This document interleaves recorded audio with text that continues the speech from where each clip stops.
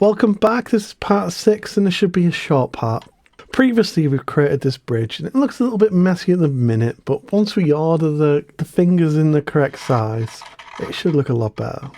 But today we're going to concentrate on the other end of the guitar and we're going to look at the brass rod that forms the nut. So I've got this 15mm OD brass bar, and the nice thing about brass is it has a very low friction when combined with steel. This isn't true for all brasses, but I have tested this one and this one does seem pretty good. Ideally we'd like to use bearings or rollers or something a little bit more complex, but that complexity comes at a cost, and the goal of this project was to try and keep the overall cost down and also the skill level down, so that hopefully anybody who wants to play a pedal steel guitar will look at this and go, you know, I think I can do that. I've marked the length that I think I need and I put it in a vise and started cutting, and it's hard to see on camera, but this took about 5 minutes to saw through, and it's because the teeth are slipping over the surface rather than actually biting in and cutting the surface, which is really ideal as it shows that that friction property is there.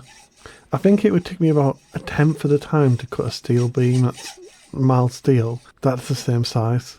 Now we've cut through it, next I'm going to drill some holes at each end and then add a countersink so that when we screw it into the body the screws are tucked away. And then I really need to think of a more pleasant way of doing this really, because those screws on the top are a little bit ugly. So out of curiosity, what would you do? I suppose I could 3D print some end caps, or I could drill a hole and thread the holes and then maybe bolt this onto the body from the other side. But I think this will work well. The string tension is going to push it into the body. The screws are going to stop it moving. The nice thing about this is we can kind of actually move it an inch or so.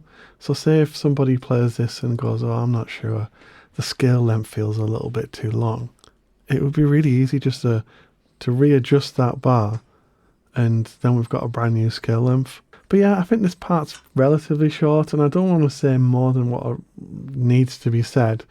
So that's it for this part. I think we're going to start getting this thing built up, maybe get some paint on it and get it played soon. So subscribe and I'll see you then.